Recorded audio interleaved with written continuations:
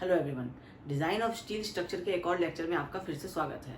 आज हम लोग वैसे तो सॉल्व करेंगे न्यूमेरिकल्स रिलेटेड कनेक्शन के, बट उससे पहले आपको कुछ खास चीज़ें बताना बहुत ज़रूरी है, क्योंकि ये आपको न्यूमेरिकल्स में कहीं ना कहीं काम आएंगे, या फिर आपको ये नॉलेज के लिए भी आपको रिलेटेड कनेक्शन के न्यूमेरिकल सॉल्व करने से पहले पता होना चाहिए कि आप क्या डिज़ाइन कर रहे हैं, किस तरह से आप कनेक्शंस बना रहे हैं। इसलिए आपको ये सारी चीज़ें जो भी हम आपको डिस्कस करने वाले हैं ये बहुत ज़रूरी है। तो आज सबसे पहले शुरू करते हैं। आज हम लोग बात करेंगे कि किस तरह से रिवेटिंग होती है, क्या टाइप्स होते हैं रिवेटिंग के। तो रिवेटिंग के ब्रॉडली 4 टाइप्स होते हैं: chain riveting, staggered chain, diamond riveting and staggered diamond. तो होते हैं chain riveting and diamond riveting. अब चेन रिवेटिंग में एक है कि स्ट्रेट होता है, एक आपको स्टैगर्ड होता है। डायमंड रिवेटिंग में भी एक स्ट्रेट होता है, एक स्टैगर्ड होता है। तो ये क्या चीज़ें हम इसको समझते हैं। ये आपको समझ में आ रहा होगा कि ये एक बट ज्वाइंट का फिगर बना है, जिसमें आपको ये वाला जो शेडेड पोर्शन है ये आपको दो प्लेट्स के बीच का गैप है। मतलब ये एक ब्लू प्लेट है, एक ये ब्लैक प्लेट है। दोनों प्लेट्स को ला करके ऊपर एक रेड प्लेट रख करके ज्वाइन कर दिया गया। इसका सेक्शन बनाएंगे तो ये कुछ ऐसा बनेगा कि ये ब्लैक प्लेट है, इधर आपको ये ब्लू वाला प्लेट है ये बनेगा, और ऊपर आपको एक रेड रंग के प्लेट से ये इस तरह से कनेक्शन कर दिया गया। ये कुछ ऐसा बनेगा। तो अब ये आपको बट ज्वाइंट है। सिंगल कवर, डबल कवर, कोई सा भी हो सकता है, कोई इशू नहीं है। अब इसमें चेन रिवेटिंग क्या होता है। तो चेन रिवेटिंग कहते हैं कि जब आप सारे ये रिवेट्स देख रहे हैं, रेड वाले सारे डॉट्स जो हैं ये आपके रिवेट्स हैं। जब ये आपके रिवेट्स एक लाइन में अगर आपको प्लेस किए गए हों, और वो लाइन के बाद उसमें या तो दूसरा तीसरा लाइन हो, जैसे इसमें अगर आप इस लाइन नंबर 3 की बात करेंगे तो ये लाइन नंबर 3 आपको इसमें 1 2 3 4 ये 4 रिवेट्स आपको एक लाइन में मिल रहे हैं। ये डॉटेड लाइन इसलिए बनाया गया ताकि आपको एक ये स्ट्रेट लाइन पता चल सके। इसके बाद आपको दूसरे लाइन हो भी सकता था है तो आपको ये डबल रिवेटेड कहलाएगा।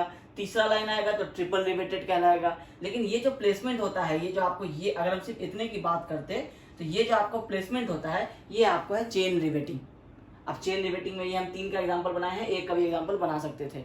ठीक है। तो जब आपको स्ट्रेट आपके रिवेट्स रहेंगे और उसके पैरेलल में जो दूसरा चेन रहेगा, उन दोनों के बीच के में भी जो ये गैप होगा ये आपको पिच डिस्टेंस होगा। मतलब सारे इक्वल डिस्टेंस पे ही रहेंगे, तो ये आपको चेन रिवेटिंग कहलाएगा। फिर इसी चेन रिवेटिंग में अगर आप अल्टरनेट लेयर्स, जो आपके रिवेटिंग के लेयर्स रहेंगे, जैसे आपका ये एक लेयर है, इसके बगल में दूसरा लेयर है, अगर ये आपको स्टैगर्ड हो जाते हैं, मतलब टेढ़े मेढ़े हो जाते हैं, ये आप देखिएगा कि ये जो फर्स्ट वाला ये आपको रिवेट नंबर 1 कहते हैं, ये 2, ये 3, 4, 5, 6। अगर आप रिवेट 1 और 4 के बीच देखिएगा तो दोनों आपको अलग अलग लाइन में तो हैं, लेकिन दोनों की प्लेसमेंट जो है वो अलग अलग है। ये यहाँ पे है, ये थोड़ा इससे नीचे है। तो ये जो आपका पहला लाइन था इसमें आपको 1 2 और 3 ये जहां प्लेस किया गया, इसमें भी 1 2 और 3 4 ये इसी जगह प्लेस किया गया था। लेकिन इसके बाद वाले जो है ये सेम इसके सामने वाले लोकेशन पे ही रहे थे। लेकिन इस केस में इस 1 के सामने में रिवेट नहीं है, फिर यहाँ गैप है तो यहाँ रिवेट है, फिर यहाँ रिवेट है तो यहाँ गैप है। तो इस तरह से ये स्टैगर्ड ये वाला पाथ फॉलो कराया जा रहा है, इसको इस तरह का पाथ फॉलो कराया जा रहा है। ये कहलाता है आपको स्टैगर्ड चेन, अगर चेन के स्टेप प्रोसेस में होगा। लेकिन अगर आपको ये स्टैगर्ड होगा तो ये कहलाएगा स्टैगर्ड चेन। अच्छा, अब चेन रिवेटिंग और डायमंड रिवेटिंग के बीच में अगर मेजर डिफरेंस की बात करें तो मेजर डिफरेंस ये होगा कि चेन रिवेटिंग में आप किसी भी लेयर की अगर बात करेंगे तो उसमें जो नंबर ऑफ रिवेट्स है वो सारे लेयर में सेम रहेंगे। जैसे इसमें आप 3 2 1 कोई सा भी सेक्शन देख लीजिए, आपको टोटल नंबर ऑफ रिवेट्स 4 ही है एक लेयर में। फिर यहाँ भी आप देख लीजिए स्टैगर्ड हो गया, लेकिन आपको जो रिवेट्स है ये इस लाइन में 3 है तो इस लाइन में भी 3 है, फिर इस लाइन में भी 3 है। तो ये है आपको चेन रिवेटिंग की पहचान। फिर जब आप डायमंड रिवेटिंग में आएंगे तो डायमंड रिवेटिंग में आपको देखिएगा कि डायमंड रिवेटिंग क्या होता है। तो अच्छा, डायमंड रिवेटिंग का ये जो आप डायग्राम देख के समझेंगे उससे पहले आप ये समझिए कि नेट सेक्शन क्या होता है। तो नेट सेक्शन आपको लास्ट क्लास में डिस्कस किए होंगे कि आपका ये एक प्लेट है और इसमें यहाँ पे रिवेट्स बना हुआ है, कनेक्शन बना हुआ है। तो जब आप इसको फोर्स लगेगा इसमें, और अगर आपका कनेक्शन फेल नहीं हो करके अगर आपका ये प्लेट फेल होना होगा तो ये प्लेट आपका कुछ इस तरह से फेल होगा, कुछ इस तरह से टीयर होकर के अलग हो जाएगा, और इधर वाला प्लेट भी कुछ इस तरह से टीयर होकर के अलग हो जाएगा। ये हम लोग लास्ट क्लास में डिस्कस किए थे। तो ये जो सेक्शन है, जिस सेक्शन से रिवेट के जिस प्लेसिंग से ये प्लेट टीयर होता है, उस जगह का जो एरिया होता है, जैसे अगर हम इस जगह की एरिया की बात करेंगे तो ये जगह का एरिया क्या होगा, आप कहेगा कि ये बी बता दीजिए कितना है और इस प्लेट की थिकनेस बता दीजिए। आप बी इंटू टी कीजिएगा, बी इंटू टी, तो आपको इस प्लेट का टोटल एरिया मिल जाएगा। लेकिन अगर आप रिवेट होल की जगह पे बात कीजिएगा तो अब आपको इस बी में से ये 3 होल माइनस होंगे, तो ये आपको b माइनस 3 इंटू डाया हो जाएगा। तब आपको ये बचा हुआ, अगर ये 100 mm है और ये 20 के रिवेट्स है, तो आपको 100 माइनस ये 60 कीजिएगा तो प्लेट आपका तो 40 mm का ही बचा वहां पे। वैसे विथ 100 mm था, लेकिन रिवेट के जगह पे प्लेट आपका सिर्फ 40 mm बचा है। तो उस 40 mm को ये आप कैसे निकालिएगा, तो b माइनस बाकी जो सारे होल है वो कर दीजिएगा।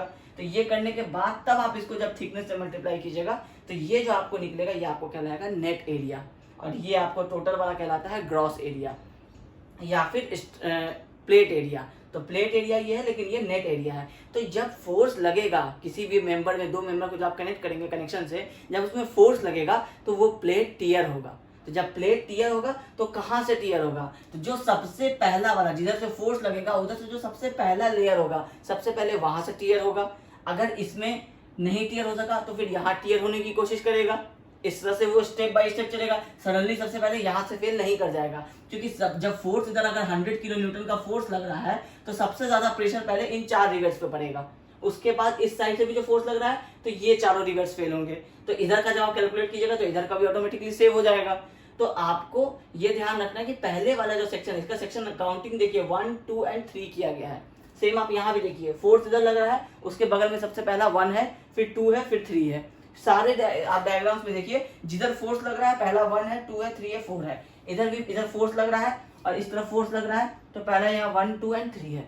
तो मतलब क्या है कि सेक्शन नंबर 1 सबसे पहले फेल करेगा। तो अब नेट सेक्शन आपको क्यों बताए, क्योंकि जब आप चेन रिवेटिंग के बाद जब आप डायमंड रिवेटिंग समझने की कोशिश कीजिएगा तो डायमंड रिवेटिंग में अगर आप इस डायग्राम को देखिए तो आपको सबसे पहले वाले सेक्शन में सिर्फ एक होल बना हुआ है, फिर दूसरे वाले सेक्शन में आपको 2 होल बना हुआ है जो थोड़ा अल्टरनेट पोजीशन पे है, उसके बाद फिर आपको 3 होल है, उसके बाद फिर आपको 4 होल है। तो इस तरह से ये जो आपको ना, ये एक अगर इस पूरे शेप को देखिए तो ये आपको एक डायमंड का शेप के कुछ वैसा दिखा रहा है, रिजेंबल करता हुआ। तो आपको इसलिए ये इस तरह का रिवेटिंग कहलाता है डायमंड रिवेटिंग। तो डायमंड रिवेटिंग में क्या होता है कि 1, उसके बाद फिर 2, फिर 3, फिर 4, इस तरह से ग्रेजुअली आप लोग प्लेस करते हैं। लेकिन अगर यही प्रोसेस को 1, 2, 3, 4 को आप सडनली अगर कहीं से भी स्टार्ट कर दीजिएगा, जैसे 2, 3, 4, आपने 1 को इग्नोर कर दिया और आपने डायरेक्टली 2 से स्टार्ट किया, हो सकता है आप डायरेक्टली यहाँ पे 4 से स्टार्ट करते हैं, उसके बाद 5 रिवेट्स देते हैं, उसके बाद 6 रिवेट्स देते हैं, तो वो कहलाएगा आपको स्टैगर्ड डायमंड रिवेटिंग। ठीक है, डायमंड रिवेटिंग का मतलब है 1 से स्टार्ट होगा, यहाँ भी 1 से स्टार्ट हुआ है, इसके बाद 2 आया, इसके बाद 3 आया, उसके बाद 4 आया, तो ये डायमंड रिवेटिंग हो गया। स्टैगर्ड डायमंड होगा तो ये 1 से काउंटिंग नहीं स्टार्ट होगा, वो काउंटिंग फिर 2, 3, 4 कहीं से भी स्टार्ट हो सकता है, 4, 5, 6 हो सकता है, 7, 8, 9 हो सकता है, तो वो आपको कहलाएगा फिर स्टैगर्ड डायमंड रिवेटिंग। ठीक है, तो ये सारे अरेंजमेंट्स क्यों याद रखने हैं, क्योंकि क्वेश्चन में अगर आपको गिवन होगा कि आपको एक कनेक्शन बनाना है और आपको कनेक्शन में गिवन होगा कि वो डायमंड रिवेटिंग है, सिर्फ ओनली डायमंड रिवेटिंग, तो आपको दिमाग में एक इमेज बन जाएगा कि रिवेट्स किस तरह से अरेंज होने वाले हैं। अगर आपको ये पता ही नहीं होगा तो आप तो ऐसा रिवेट अरेंज कर दीजिएगा, आप तो ये मान के चलिएगा कि सारी हर बार रिवेट्स इसी तरह से अरेंज होगा। आपको क्वेश्चन में ये पूछेगा, आप रिवेट्स ये अरेंज कर दीजिएगा, तो क्वेश्चन में वर्ड्स लिखा होगा कि किस तरह से रिवेट्स को अरेंज किया गया है। तो आपको ये डायग्राम्स अगर याद रहेंगे तो आप उसके हिसाब से फिर आप प्लेसमेंट कीजिएगा और सारे आपके जो पिच गेज ये सारे डिस्टेंस है ये प्रोवाइड कीजिएगा। तो चेन वाले में क्या होता है, 2 रिवेट्स के बीच का जो डिस्टेंस होता है ये पिच कहलाता है। सेम आपको स्टैगर्ड वाले के केस में भी होगा, लेकिन डिफरेंस क्या होगा कि जो पहला रिवेट है आपका ये वाला लाइन है और जो तीसरा रिवेट है ये दोनों ही एक लाइन में चल रहा है। इसके बाद अगर आप एक और लेयर देते वो यहां आता और फिर उसके बाद अगर एक और देते तो वो यहां आता, तो क्या होगा कि फिर ये वाला लाइन आपको, तो ये आपको इस केस में पिच कहलाएगा। जो अल्टरनेट लाइन जो आपको रिवेट से रिवेट का जो स्ट्रेट डिस्टेंस होगा वो हमेशा आपको पिच कहलाएगा। अब आपका फर्स्ट और थर्ड एक लाइन में है तो आपको फर्स्ट और थर्ड के बीच का जो डिस्टेंस है ये पिच है, फिर आपका सेकंड और फोर्थ के बीच का जो डिस्टेंस होगा वो पिच कहलाएगा।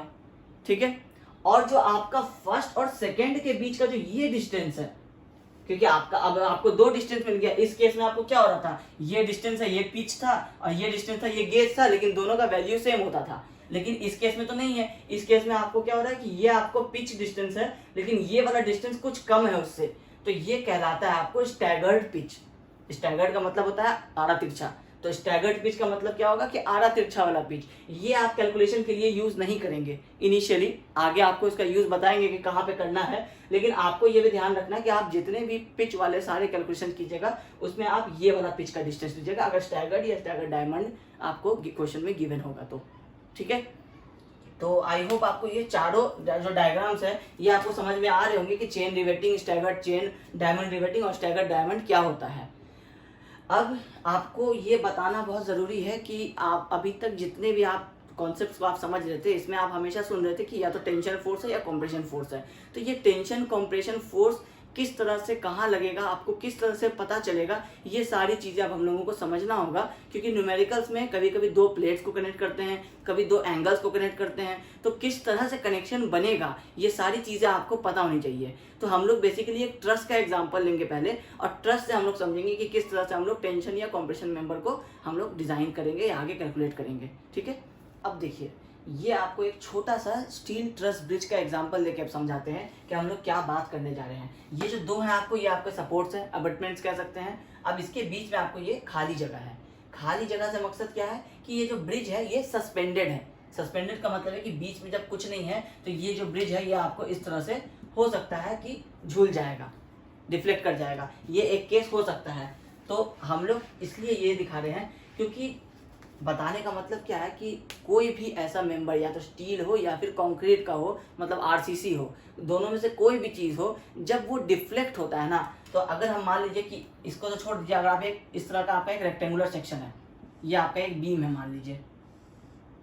अब ये बीम आपका दो सपोर्ट्स पे इस तरह से खड़ा है, एक यहाँ है और एक इस तरफ आके यहाँ है। तो जब ये डिफ्लेक्ट करेगा, तो अब ये अगर रेक्टेंगुलर क्रॉस सेक्शन है तो हम लोग इस तरह समझते हैं कि जब ये डिफ्लेक्ट करेगा तो कैसा डिफ्लेक्ट करेगा, कुछ बीम ऐसा हो जाएगा, डिफ्लेक्शन तो कुछ ऐसा ही होगा ना। ये जो दो सपोर्ट्स पे रखे हुए सपोर्ट्स पे ही रहेगा, लेकिन बाकी जो बीच का हवा वाला पोर्शन है ये आपको नीचे झूल जाएगा। तो इससे क्या होगा कि ये वाले जो पोर्शन है इसका जो लेंथ होगा ये शॉर्ट हो जाएगा, और ये वाला जो लेंथ होगा ये इंक्रीज हो जाएगा।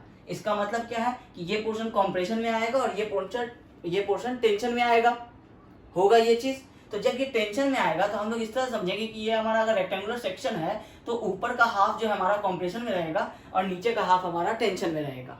ये यूनिवर्सल रूल है और ये ट्रुथ भी है, ये आपको समझ में आ रहा होगा कि क्यों हो रहा है इस तरह से। तो ये हमेशा आपको याद रखना, चाहे आप स्टील पढ़ेंगे या आप आरसीसी पढ़ेंगे, तो आपको ये चीज याद रखना है कि कोई भी मेंबर अगर सस्पेंड होगा और अगर वो नीचे की तरफ डिफ्लेक्ट करेगा तो उसके ऊपर वाले पोर्शन में कॉम्प्रेशन आएगा, नीचे वाले पोर्शन में टेंशन आएगा। अब सेम अगर ये इस तरह से कुछ वो होता, अगर ये रेक्टेंगुलर पोर्शन, तो आपको ऊपर वाले पोर्शन में टेंशन आता, नीचे वाले में कॉम्प्रेशन आता, इस तरह से बनता, क्योंकि आपको एक्चुअली में इसका लेंथ बढ़ गया है तो ये आपको टेंशन में आएगा, और इसका लेंथ जो है वो यहाँ तक था, ये आपको रिड्यूस हो गया, एक तरह से ये कॉन्ट्रैक्ट कर रहा है आपस में और ये एक्सपैंड कर रहा है, तो ये आपको नीचे वाला कॉम्प्रेशन में हो जाएगा। तो इसी तरह जब आप स्टील स्ट्रक्चर की बात करेंगे तो स्टील स्ट्रक्चर में क्या होगा कि आपको ये जो ट्रस है इसको अगर आप कुछ इस तरह से हाफ में डिवाइड करेंगे तो ये हाफ वाला पोर्शन आपको कॉम्प्रेशन फील करेगा, और ये जो बॉटम वाला पोर्शन है ये आपको टेंशन फील करेगा, क्योंकि ये सस्पेंडेड है तो ये ब्रिज उस पर नीचे सेटल करना चाहेगा। तो अब आपको ये टेंशन और ये कॉम्प्रेशन से क्या मतलब है कि अब इसके अंदर आपके कितने मेंबर्स पूरे आ रहे हैं। जैसे ये वाला आपका मेंबर है, ये आपका इस पूरे टेंशन जोन के अंदर में आएगा तो इसमें टेंशन फोर्स लगेगा। ये वाला आपका मेंबर है, जब आप इसका कैलकुलेशन करते होंगे एनालिसिस ऑफ स्टील ट्रस, तो उसमें आप ये कैलकुलेट करते होंगे कि किसमें कॉम्प्रेशन आएगा, किसमें टेंशन आएगा। अब आपको एक तरह से ऐसे ही समझा दिया जाएगा कि किसमें टेंशन आ सकता है, किसमें कॉम्प्रेशन आ सकता है और किसमें दोनों आ सकता है। तो अब ये क्या है कि दोनों मेंबर आपको इस कंप्लीट टेंशन जोन के अंदर में आ रहे हैं, अगर हम इसको हाफ डिवाइड कर देते हैं तो ये दो मेंबर में आपको टेंशन फोर्स आएगा, फिक्स है एकदम, ये चेंज नहीं होगा। अगर चेंज है इसका मतलब आपके कैलकुलेशन रॉन्ग है, ठीक है। तो ये जो दोनों मेंबर है जो बॉटम में है ये आपको टेंशन मेंबर होंगे। सेम आपको ये वाला जो मेंबर है ये कंप्लीट आपको कंप्रेशन जोन में है, तो इसमें आपको कंप्रेशन फोर्स आएगा, ठीक है, समझ में आ रहा होगा। अब जो ये सारे मेंबर्स हैं जो क्रॉस मेंबर्स हैं ये आपको टाई मेंबर्स कहलाते हैं। तो ये आपको ऊपर से आप देख रहे हैं कि ये कंप्रेशन जोन में है, नीचे से आप देख रहे हैं कि ये टेंशन जोन में है, सेम सारे मेंबर के साथ हो रहा है। तो ये वो मेंबर्स है जिनका आपको श्योर नहीं होता है कि इसमें कंप्रेशन आएगा या टेंशन आएगा। तो इसमें आप क्या करते हैं कि कैलकुलेट करके निकालते हैं। ये तो आपका हो गया एनालिसिस की, ये वाले में तो टेंशन है, ये वाले में कॉम्प्रेशन है, लेकिन ये वाले सारे मेंबर्स को आपको वही एनालिसिस और डिजाइन, जो डिजाइन आप फ्री बॉडी डायग्राम बना करके आप एक एक जॉइंट का जो आप मेथड ऑफ जॉइंट्स करते हैं, उससे आपको ये चीज निकालना पड़ेगा कि इसमें कॉम्प्रेशन आ रहा है या टेंशन आ रहा है, इसमें कॉम्प्रेशन आ रहा है या टेंशन आ रहा है, या जीरो फोर्स आ रहा है। जीरो फोर्स इन सब में नहीं आता है, वो कुछ इस मेंबर में या इस मेंबर में जीरो फोर्स आता है। तो ये सारी चीजें आपको कॉम्प्रेशन या टेंशन कैलकुलेट करके निकालनी पड़ती है। अब ये आपका जानना क्यों जरूरी है न्यूमेरिकल में, क्योंकि आपको कभी कभी दिया रहता है कि हम दो टेंशन मेंबर को कनेक्ट करेंगे, तो आप जो न्यूमेरिकल जो आप कैलकुलेट कर रहे हैं, आपको पता तो होना चाहिए ना कि आप प्रैक्टिकली उसका यूज कहाँ करने वाले हैं। अगर आप रिवेटेड कनेक्शन पढ़ रहे हैं तो रिवेटेड कनेक्शन कहाँ लगेगा, इस जॉइंट पे लगेगा। ये आपका मेंबर है, ये इस प्लेट में आके कनेक्ट होगा। इसमें आप यहाँ देखते होंगे ब्रिजेस में, अगर आप स्टील ब्रिज देखेंगे उसमें यहाँ पे इस तरह से आपको डॉट्स दिखाई देते होंगे, ये आपके रिवेट्स हैं, वो आपको रिवेट कनेक्शन से बना रहता है। क्योंकि बोल्ट्स यूज नहीं होते हैं परमानेंट स्ट्रक्चर में, बोल्ट हमेशा टेम्पोररी स्ट्रक्चर में यूज होता है, क्योंकि उसके जो बोल्ट एंड नट बोल्ट्स लगे होते हैं उनके ढीला होने के चांसेस रहते हैं, वो लूज हो जाते हैं। तो लूज हो जाएंगे तो वो आपका ब्रिज कोलैप्स कर जाएगा। तो कभी भी आप ब्रिज में बोल्ट्स नहीं देखेंगे, आप रिवेट्स देखेंगे हमेशा, या फिर वेल्डिंग देखेंगे। तो आप अक्सर आप बहुत सारे ब्रिज में देखेंगे इस तरह से यहाँ ज्वाइंट होगा, यहाँ पे एक प्लेट लगा रहेगा, इसमें इस तरह से आपको यहाँ पे रिवेटिंग किया रहेगा, फिर आपको यहाँ पे एक प्लेट लगेगा, इसमें आपको यहाँ पे ऐसे इस तरह से रिवेटिंग किया रहेगा।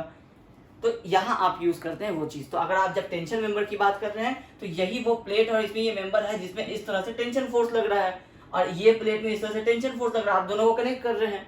जब आप कॉम्प्रेशन वाला पढ़ेंगे तो ये एक मेंबर है, इसको आपको यहाँ पे जोड़ना है, इधर से कॉम्प्रेशन फोर्स आ रहा है, इधर से कॉम्प्रेशन फोर्स आ रहा है, आपको उसका कनेक्शन बनाना है। तो ये आप पढ़ने वाले हैं न्यूमेरिकल्स में कि दो टेंशन मेंबर को हम लोग कनेक्ट करना चाह रहे हैं या दो कॉम्प्रेशन मेंबर को हम लोग कनेक्ट करना चाह रहे हैं। ये आपका है प्रैक्टिकल एग्जाम्पल कि कहाँ वो यूज होने वाला है। ठीक है, अब इस ब्रिज में आपको क्या क्या यूज होता है, जो आप ये लाइंस देख रहे हैं, ये लाइंस क्या होते हैं, ये आपको स्टील के सेक्शंस होते हैं जो हम लोग पढ़े थे।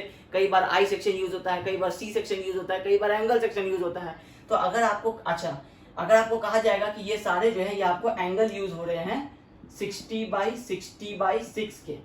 अब ये एंगल के केस में 60/6 क्या होता है,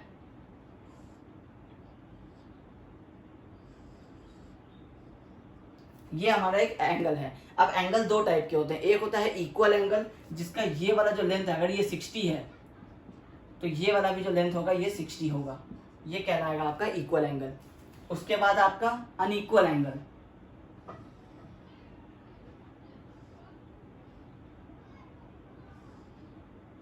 इस तरह से। अब आपका ये वाला लेंथ है ये 100 है और ये वाला लेंथ जो है ये 40 है, तो ये कहलाएगा आपको अनइक्वल एंगल। तो इंडियन स्टैंडर्ड्स में दो तरह के एंगल होते हैं, Indian standard equal angle, Indian standard unequal angle. आपको ये क्वेश्चन में गिवन होगा कि इक्वल एंगल यूज कर रहे हैं या अनइक्वल यूज कर रहे हैं। अब जब इक्वल गिवन होगा तो आपको ये नहीं बताया जाएगा कि ये वाला लेग कनेक्ट करेंगे या ये वाला लेग कनेक्ट करेंगे, क्योंकि दोनों सेम है, आप किसी को भी कनेक्ट कर सकते हैं, फोर्स उतना ही आना है क्योंकि वैल्यू 60 है दोनों तरफ का। लेकिन जब आपका अनइक्वल एंगल अगर क्वेश्चन में गिवन होगा कि हम अनइक्वल एंगल को कनेक्ट कर रहे हैं, तो वो आपको बताएगा कि आप लॉन्गर फेस को कनेक्ट कर रहे हैं या शॉर्टर फेस को कनेक्ट कर रहे हैं। अगर वो कहेगा शॉर्टर फेस को कनेक्ट कर रहे हैं तो ये 40 mm है, फिर इसका कुछ थिकनेस होता है जो आपको यहाँ 60/60/6 आप देख रहे हैं, तो ये होता है 60/60, और ये वाला जो थिकनेस होता है ये होता है 6 mm। ये दोनों तरफ का सेम होगा, चाहे इक्वल हो चाहे अनइक्वल हो। इसमें भी अगर ये 100/40 है, ये अगर 6 mm है, तो दोनों साइड में ये 6 mm ही रहेगा। ठीक है, तो आपको वो बता देगा कि 40 mm का आप साइड से आप जॉइंट लगा रहे हैं या फिर आप 100 mm से लगा रहे हैं। तो 40 mm से लगा रहे हैं तो आपको पता है कि 6 माइनस होगा, बचेगा आपको 34। अब 34 में अगर आप एक 16 mm का लगा रहे हैं तो आपको दोनों तरफ से थोड़ा सा स्पेस भी तो छोड़ना पड़ेगा ना, नहीं तो आप रिवेटिंग कर नहीं पाइएगा।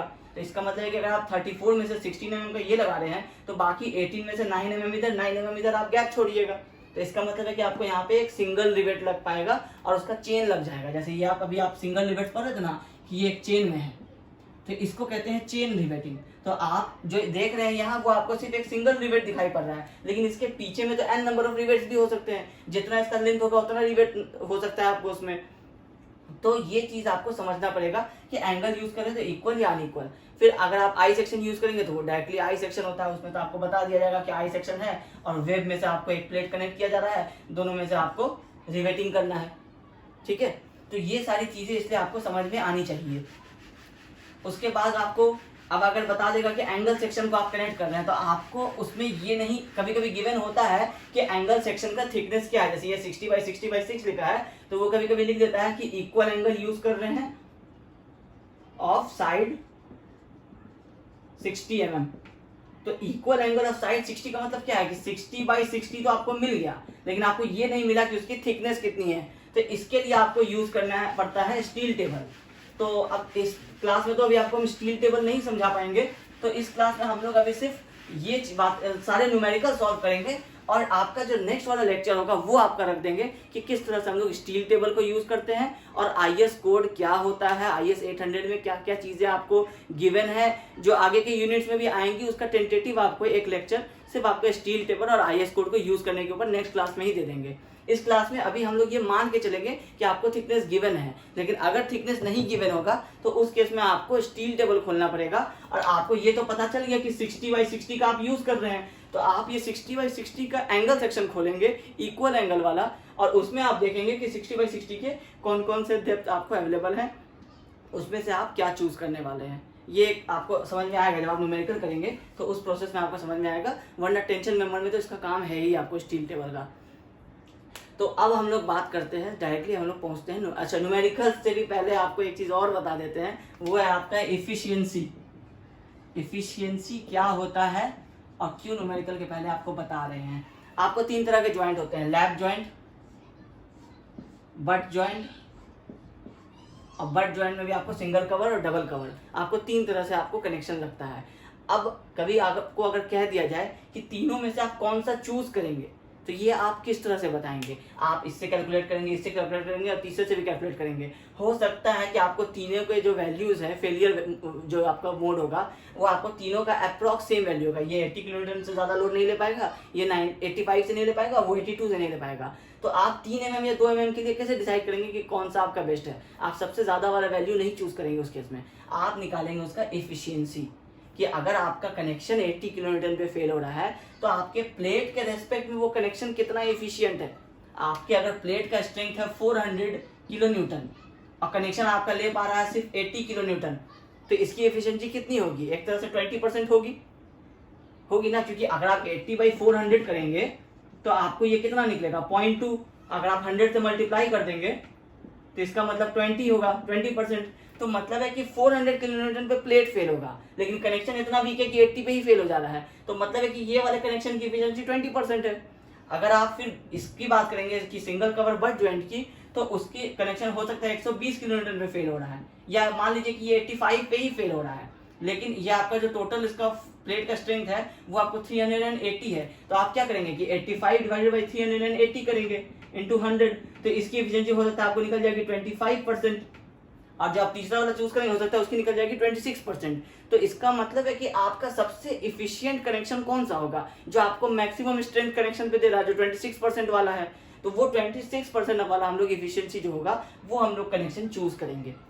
अब क्योंकि हर प्लेट का स्ट्रेंथ अलग हो सकता है, जब आप ये प्लेट लगा रहे हैं और आप ये प्लेट लगा रहे हैं तो हो सकता है कि उसकी स्ट्रेंथ अलग होगी। आपका ये वाला स्ट्रेंथ भी अलग होता है, 2-4 किलोमीटर के लिए आगे पीछे होगा, लेकिन जैसे आप यहाँ देख रहे हैं कि 400 किलोमीटर इसका स्ट्रेंथ था, लेकिन इस केस में आपका 380 रह गया, लेकिन ये वाला वैल्यू आपको बढ़ गया और ये वाला वैल्यू आपको घट गया, तो ये केस हो सकता है। तो जब भी हमें पूछा जाए कि हम कौन सा कनेक्शन प्रिफर करेंगे तो हमको तीनों का एफिशिएंसी निकालना पड़ेगा। अब एफिशिएंसी कैसे निकालते हैं, एफिशिएंसी का फॉर्मूला होता है स्ट्रेंथ ऑफ जॉइंट, जो हम कनेक्शन बना रहे हैं, strength of joint divided by strength of full plate, strength of full plate multiplied by 100 कर देंगे तो वो हमें परसेंटेज में मिल जाएगा कि कितना परसेंट एफिशिएंसी है उसका। तो जब हम पहले हम कनेक्शन का स्ट्रेंथ निकालेंगे, रिवेट वैल्यू निकालेंगे, फिर हम लोग तीनों strength, shearing, bearing and tension check करेंगे। उसके बाद उसमें से जो हमारा सबसे मिनिमम लोड होगा वो हमारा स्ट्रेंथ ऑफ जॉइंट होगा, क्योंकि रिवेट वैल्यू निकालते हैं सिर्फ शेयरिंग बेयरिंग से, लेकिन अगर हमें पूरे जॉइंट का स्ट्रेंथ निकालना है तो हम तीनों चेक करेंगे। तीनों में से जो मिनिमम वैल्यू होगा वो हमारा स्ट्रेंथ ऑफ जॉइंट होगा। और स्ट्रेंथ ऑफ फुल प्लेट हमें पता ही है कि ये अगर हमारा प्लेट है, इस प्लेट की हमारा विड्थ ये बी है, तो ये B into T into sigma A T, ये हम करेंगे तो हमारा फुल प्लेट आ जाएगा। और इसी बी में जब हम माइनस करेंगे B minus N D into T into sigma A T, तो ये हमारा हो जाएगा नेट सेक्शन पे, जहाँ पे रिवेट होल होता है, तो हमें फुल प्लेट का हम यहाँ लिख रहे हैं स्ट्रेंथ ऑफ फुल प्लेट। इसका मतलब है कि B into T into sigma eighty हम हमेशा करेंगे, इससे हमारा स्ट्रेंथ ऑफ फुल प्लेट मिल जाएगा। फिर हम इसका रेशियो निकाल देंगे, ये आपका हो जाएगा इफिशियंसी। और ये जो सिग्मा एटी होता है, ये लास्ट क्लास में बताए थे, फिर से रिपीट कर दे रहे हैं कि इसका वैल्यू 0.6 इंटू FY होता है। कहीं पे भी कंफ्यूज होने की जरूरत नहीं है। जब आप शेयरिंग बेयरिंग एंड टीयरिंग में आप करेंगे, शेयरिंग बेयरिंग में तो आप कोड से आप उसका टेबल का वैल्यू उठाएंगे, लेकिन जब आप टीयरिंग की बात कर रहे हैं तो आप इस प्लेट की बात कर रहे हैं। तो इस प्लेट का स्ट्रेंथ क्या होगा, तो इस प्लेट का जो एक्चुअल अपना वैल्यू होगा, जो 250 अगर न्यूटन पर mm स्क्वायर का, अगर इसका FY होगा यील्ड स्ट्रेंथ इस प्लेट का, तो उसका 0.6 हम लोग लेते हैं इसके स्ट्रेंथ में। परमिसिबल स्ट्रेस, उसका जो वर्किंग स्ट्रेस क्या करता है, थोड़ा सा सेफर साइड यूज करता है ना, 250 न्यूटन तक ये लोड ले सकता है, न्यूटन तक। लेकिन हम लोग क्या कर रहे हैं, इसको 0.6 इंटू 250 ले रहे हैं, तो ये हो जा रहा है आपको 150 न्यूटन। मतलब हम लोग इसको ये बता रहे हैं कि ये 150 तक ही कैरी कर सकता है, यही सेफर साइड है। तो वर्किंग स्ट्रेस मेथड हम लोग अभी यूज करेंगे, हमारे सिलेबस में यही है। तो हम लोग क्या करेंगे कि ये 150 को हम लोग यहाँ यूज करेंगे, और फिर B इंटू टी इंटू 150 करेंगे, और इस तरह से हम लोग निकालेंगे स्ट्रेंथ ऑफ फुल प्लेट। तो अब सारी चीजें आपको जो बतानी चाहिए न्यूमेरिकल सॉल्व करने से पहले, वो सब बता दिए हैं। अब आपको डायरेक्टली हम लोग चलते हैं न्यूमेरिकल्स के ऊपर।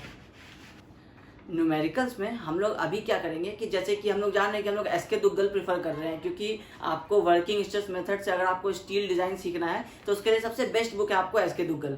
तो इससे हम लोग अभी क्या करते हैं, सबसे पहले आपको सॉल्व न्यूमेरिकल्स को ही सॉल्व करते हैं।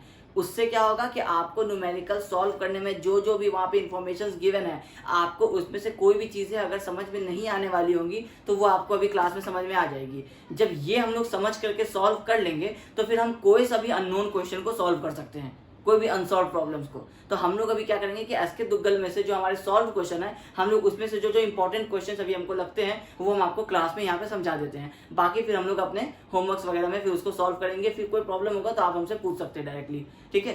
तो सबसे पहला क्वेश्चन आपके स्क्रीन पे आ जाएगा। क्वेश्चन कहता है calculate the value of a rivet in a lap joint used to connect two plates 12 mm thick in the following cases. Case number 1 power driven rivets, case number 2 hand driven rivets. अब question number 1 क्या कह रहा है ये कि आपको value of rivet निकालना है, मतलब आपको कैलकुलेट करना है रिवेट वैल्यू। रिवेट वैल्यू आपको निकालना है। अब लैप जॉइंट है, ये भी गिवन है, तो लैप जॉइंट, ये सारी इंपॉर्टेंट इन्फॉर्मेशन जो हम क्वेश्चन में से नोट कर रहे हैं अभी आपको ये गिवन कंडीशंस नहीं आए हैं, आपको अभी ये वाला पोर्शन नोट नहीं करना है। ये सिर्फ क्योंकि मेरे सामने में वो ये हम नोट्स रख देंगे तो फिर हम कैलकुलेट किस तरह से करेंगे। और ये दो प्लेट्स है जो 12 mm थिक है, और इसको पावर ड्रिवन और हैंड ड्रिवन करना है। तो मतलब आपको 12 mm थिक प्लेट है और दोनों की थिकनेस 12 mm ही है, मतलब सेम है, तो ये आपका टी हो जाएगा, ठीक है। और आपको ये power driven, case number A है पावर ड्रिवन और केस नंबर बी है आपको हैंड ड्रिवन। अब इनके लिए पावर ड्रिवन और हैंड ड्रिवन, अब इन दोनों का आपको स्ट्रेस का वैल्यू नहीं दिया है, तो आपको तो क्योंकि आईएस कोड से जो टेबल आपको पहले दिए थे उससे आपको पता है कि पावर ड्रिवन के लिए और हैंड ड्रिवन के लिए आपके क्या क्या स्ट्रेस के वैल्यू होते हैं। सबसे पहले टाउ वी एफ होता है, तो टाउ वी एफ आपको शेयरिंग के लिए आपको पता है कि वो पावर ड्रिवन के केस में 100 है, ठीक है। और इसके बाद आपको आता है sigma P F. Sigma P F आपको पता है कि आपको बियरिंग का है, तो बियरिंग के लिए आपको पावर ड्रिवन के केस में 300 है, ठीक है। और इसके बाद आता है आपको सिग्मा 80। तो अब आपको ये नहीं गिवन है कि आपका प्लेट किस स्ट्रेंथ का है, तो आप क्या करेंगे कि एज्यूम करेंगे Fy इज इक्वल टू 250, क्योंकि हम लोग माइल्ड स्टील प्लेट का ये भी कंसिडर कर रहे हैं कि हम माइल्ड स्टील प्लेट्स को कनेक्ट कर रहे हैं। आप चाहे तो Fy 415 भी ले सकते हैं, लेकिन हम लोग अभी एज्यूम कर रहे हैं कि Fy 250 को हम लोग कनेक्ट कर रहे हैं। तो अगर Fy 250 है तो सिग्मा 80 क्या हो जाएगा, 0.6 into 250 is equal to 150 newton पर mm स्क्वायर। ये सारा हो गया आपको पावर के केस के लिए। ये केस नंबर ए की हम लोग बात कर रहे हैं। जब हम लोग केस नंबर बी की बात करेंगे तो इस केस में आपको टाउ वी एफ हो जाएगा 80 न्यूटन पर mm square, sigma P F हो जाएगा आपको 80, सॉरी सिग्मा पी एफ हो जाएगा आपको 250 न्यूटन पर mm स्क्वायर, और आपको सिग्मा 80 ये सेम रहेगा, ये आपको 0.6 इंटू 250 हो जाएगा, तो ये हो जाएगा आपको 150 न्यूटन पर mm स्क्वायर। अब आपको क्या करना है, रिवेट वैल्यू निकालना है। तो रिवेट वैल्यू निकालना है तो ये सिग्मा 80 की जरूरत तो आपको पड़ेगी ही नहीं, ठीक है। इसके बाद अब आपका सबसे पहला केस नंबर 1, शेयरिंग। शेयरिंग का फॉर्मूला क्या होता था? ये आपको होता था π/4 इंटू d² इंटू τ/VF। कितना हो जाएगा? π/4 इंटू, अब d, इसमें आपको ये नहीं गिवन है कि आपका डायमीटर ऑफ रिवेट कितना होगा, आपको सिर्फ कह दिया कि 12 mm थिक को प्लेट को कनेक्ट करना है। इस केस में आप निकालिए कि डायमीटर ऑफ रिवेट आपको किस तरह से पावर डिवीजन और हैंड डिवीजन के लिए रिवेट वैल्यू क्या होगा। अब जब आपको क्वेश्चन में नहीं गिवन हो कि आपका डायमीटर ऑफ रिवेट आप क्या ले रहे हैं, तो आप डायमीटर ऑफ रिवेट लेंगे अनविन्स फॉर्मूला से। अनविन्स फॉर्मूला ये क्या कहता है कि जब आपको नहीं पता हो कि आपको कितने mm के रिवेट एज्यूम करने चाहिए, तो आप प्लेट थिकनेस के हिसाब से आप चूज करेंगे कि आप कितने mm का रिवेट करेंगे। तो इससे क्या होगा कि इसका फॉर्मूला क्या होता है? 6.01 इंटू √t। तो t का थिकनेस कितना है आपका? 12 mm का है, तो 6.01 √12। इसको सॉल्व करेंगे तो ये एक वैल्यू आ जाएगा। ये जब आप कैलकुलेट करेंगे तो ये आपको आ जाएगा 20.81 mm। तो अब जो ये अनविन्स फॉर्मूला होता है ना, ये थोड़ा सा कंजर्वेटिव फॉर्मूला है। कंजर्वेटिव फॉर्मूला मतलब क्या कि आपको ये जो आंसर निकल रहा है ये होना चाहिए आपको मिनिमम, मतलब आप 20.81 से कम प्रोवाइड नहीं कर सकते हैं। उस केस में आपको 21 mm का प्रोवाइड करना चाहिए रिवेट। लेकिन ये क्या कहता है कि अनविन्स फॉर्मूला थोड़ा सा कंजर्वेटिव है। कंजर्वेटिव का मतलब कि अगर आपको 20.81 आ रहा है तो आप अगर 20 mm भी एज्यूम कर लेंगे रिवेट का डायमीटर, तो वो आपको गलत नहीं होगा, ठीक है, क्योंकि यही फॉर्मूला आपके पास इकलौता अवेलेबल है और ये फॉर्मूला थोड़ा सा कंजर्वेटिव है। तो हम लोग क्या करेंगे कि अगर 21 पॉइंट समथिंग आता तो 21 लेते, लेकिन 20 पॉइंट समथिंग आता तो हम लोग 20 ले सकते हैं, ठीक है। जरूरी नहीं है कि हम लोग सेफर साइड में ऊपर की तरफ जाएं, हम लोग लोअर वैल्यू भी ले सकते हैं। तो हम लोग क्या करेंगे कि अपना एज्यूम कर लेंगे कि जो हमारा डायमीटर ऑफ रिवेट है, डाया ऑफ रिवेट, ये है आपका 20 mm। तो डाया ऑफ होल कितना हो जाएगा? ये हो जाएगा आपको, क्योंकि 25 से कम है तो इसका मतलब हम लोग 1.5 mm ऐड करेंगे, तो डाया ऑफ होल हो जाएगा 20 + 1.5 = 21.5 mm। ये हो जाएगा हमारा डायमीटर ऑफ होल। अब हम लोगों को इस फॉर्मूला में क्या करना है? डायमीटर ऑफ होल एज्यूम करना है। तो हम लोग क्या करेंगे? π/4 इंटू 21.5 का स्क्वायर इंटू हमारा जो वैल्यू था 100। तो ये शेयरिंग के केस में जो आपका स्ट्रेंथ आ जाएगा रिवेट का, ये आ जाएगा आपको 36305 न्यूटन पर mm²। अगर आप इसको न्यूटन, क्योंकि ये तो mm² था और यहाँ न्यूटन पर mm² था, तो mm² कट गया, सिर्फ न्यूटन रह गया। इसको अगर आप कन्वर्ट करेंगे तो ये 36.30 किलो न्यूटन, ये आपका स्ट्रेंथ आया शेयरिंग के केस में। आपका एक रिवेट इतना स्ट्रेंथ कैरी कर सकता है। अब आप आएंगे बियरिंग में। बियरिंग के लिए था आपको d into T into sigma pf। D आपका निकल चुका है 21.5, टी आपको 12 mm है, दोनों में से थिकनेस एक ही है दोनों का, और सिग्मा pf आपको 300 है। जब आप इसको कैलकुलेट करेंगे तो ये आ जाएगा आपको 77.4 किलो न्यूटन, ठीक है। अब आप देखिए शेयरिंग के केस में आपका रिवेट 36.3 जैसे ही क्रॉस करेगा वो शेयरिंग में फेल हो जाएगा, लेकिन बियरिंग के केस में वो 77 तक ले पाएगा। तो एक ही कनेक्शन है आपका। अब वो दो तरह से उसमें फोर्स लगेंगे, वो जैसे ही 36.3 पार करेगा वो फेल हो जाएगा। इसका मतलब है कि 37 किलो न्यूटन तो वो कैरी कर ही नहीं सकता है। तो अगर हम इस कनेक्शन की मिनिमम स्ट्रेंथ की बात करें तो ये क्या हो जाएगा? रिवेट वैल्यू कहते हैं मिनिमम स्ट्रेंथ को। तो रिवेट वैल्यू क्या हो जाएगा? आरवी हो जाएगा आपका 36.3 किलो न्यूटन। पावर ड्रिवन के केस में अगर आप शेयरिंग बेरिंग में से रिवेट वैल्यू निकालना चाहेंगे तो 36.3 किलो न्यूटन आपका रिवेट वैल्यू हो जाएगा। यही है ये न्यूमेरिकल। अब सेम चीज को आपको क्या करना है? हैंड ड्रिवन के लिए भी सॉल्व करना है। सेम फिर से वही करेंगे। शेयरिंग की अगर हम लोग बात करेंगे तो शेयरिंग में आपको हो जाएगा π/4 इंटू d² इंटू 80। जब हम लोग इसको सॉल्व करेंगे तो ये आ जाएगा 29.04 किलो न्यूटन। जब हम लोग बियरिंग की बात करेंगे तो बियरिंग आ जाएगा आपको d इंटू टी इंटू 250, क्योंकि हैंड ड्रिवन है तो d आपको आ जाएगा 21.5, t आपको आ जाएगा 12 इंटू 250। जब आप इसको सॉल्व करेंगे 64.5 किलो न्यूटन, 64.5 किलो न्यूटन। फिर से वही चीज आ गया अब आपको यहाँ पे रिवेट वैल्यू क्या हो गया हैंड ड्रिवन के केस में 29.04 किलो न्यूटन। तो अब आपको अगर कोई कहेगा कि आपको हैंड ड्रिवन और पावर ड्रिवन में से कौन सा ज्यादा स्ट्रेंथ दे रहा है, तो पावर ड्रिवन दे रहा है, क्योंकि यहाँ जो वैल्यू है 36.3 है, हैंड ड्रिवन कर रहे हैं तो यही वैल्यू आपको 29.04 हो जा रहा है। अब आपको इसके केस में रिवेट वैल्यू ये है, इसके केस में रिवेट वैल्यू ये है। क्वेश्चन क्या कहता है कि रिवेट वैल्यू कैलकुलेट कीजिए, ए के केस में भी बी के केस में भी। आपने दोनों के केस में कैलकुलेट कर दिया, हो गया आपका न्यूमेरिकल खत्म। ठीक है, तो आई होप आपको ये चीज समझ में आया होगा। अब बढ़ते हैं नेक्स्ट क्वेश्चन की तरफ। नेक्स्ट क्वेश्चन है, a 6 mm thick angle section is jointed to a 10 mm thick gusset plate. The angle is supporting a load of 55 kN. Find out the number of 16 mm diameter power driven rivets.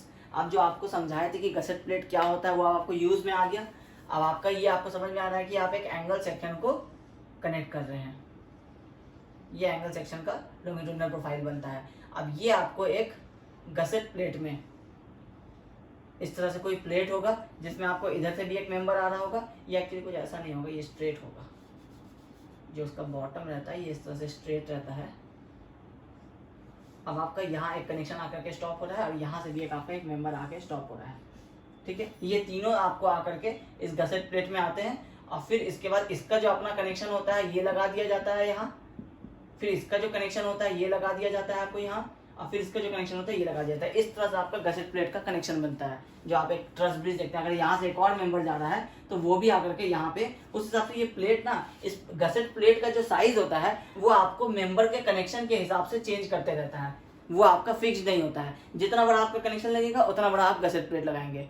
अब gusset plate का thickness कैसे decide करेंगे, तो अगर आप सही से देखेंगे अभी जो आप न्यूमेरिकल करने वाले हैं इसमें आप इस मेंबर को इस मेंबर गसेट प्लेट से ज्वाइन करने वाले हैं। तो अगर आप इसका, अब ये किस तरह का डायग्राम बनेगा, लैप ज्वाइंट होगा, क्योंकि ये आपका एंगल है और ये आपको एक गसेट प्लेट से इस तरह से कनेक्ट हो रहा है। आप इसको यहाँ ला करके इस तरह से रिवेटिंग करने वाले हैं, तो आपका ये गसेट प्लेट का एक थिकनेस होगा जो आप एज्यूम करेंगे, मान लीजिए 12 mm, और ये वाला प्लेट आपको है 16 mm। तो आप क्या करेंगे, 16 और 12 में 12 आपका सबसे कमजोर होगा, मतलब आपका ये मेंबर फेल नहीं करेगा, लेकिन गसेट प्लेट हो सकता है फेल कर जाए। आप इस 12 के लिए कैलकुलेट करेंगे, जो वैल्यू आएगा आप उतना रिवेट यहाँ प्रोवाइड कर देंगे, फिर ये आपको गसेट प्लेट भी नहीं फटेगा, गसेट प्लेट भी नहीं टूटेगा, कनेक्शन भी आपका नहीं टूटेगा। तो इस तरह से हम लोग ये जो आप 12 और 16 पढ़ते हैं वो एक्चुअली प्रैक्टिकली भी यहाँ यूज होता है। अब ये 12 रहेगा ही गसेट प्लेट, ये तो सबके लिए रहेगा। अब ये अगर 20 का है, ये अगर 16 का है, ये अगर 12 का है, तो सारे में आपको मिनिमम 12 ही रहेगा। तो आप इसी हिसाब से कैलकुलेट कीजिएगा, 12 सेफ है तो 16 सेफ होगा ही। ठीक है, तो अब क्वेश्चन नंबर 2 क्या कह रहा है, कह रहा है 6 mm थिक एंगल सेक्शन, मतलब एंगल का आपको थिकनेस इसमें बता दिया क्वेश्चन नंबर 2 में कि आपको टी जो है ये एंगल का 6 mm है। ये आपको कनेक्ट हो रहा है एक गसेट प्लेट में जिसका आपको ये T1 है, तो ये T2 है आपको 10 mm। मतलब इस बार आपको गसेट प्लेट जो है उसका आपको साइज थिकनेस ज्यादा है और आपका जो एंगल सेक्शन है उसका थिकनेस कम है। ठीक है, तो आपको T1 T2 मिल गया, आपको पता है कि इसमें से ये आपका मिनिमम होगा। इसके बाद कह रहा है कि the angle is supporting a load of 55 kilo Newton, मतलब P जो है वो 55 किलो न्यूटन आपको लग रहा है इस कनेक्शन पे। अब ये कैसा कनेक्शन है ये इसमें नहीं बताया हुआ है, लेकिन ये हम लोगों को अंडरस्टूड है कि अगर हम एक एंगल को अगर एक गसेट प्लेट से लगा रहे हैं तो वो आपको इस तरह से ही कनेक्शन बनेगा, तो इसका मतलब है कि वो आपका लैप जॉइंट होगा।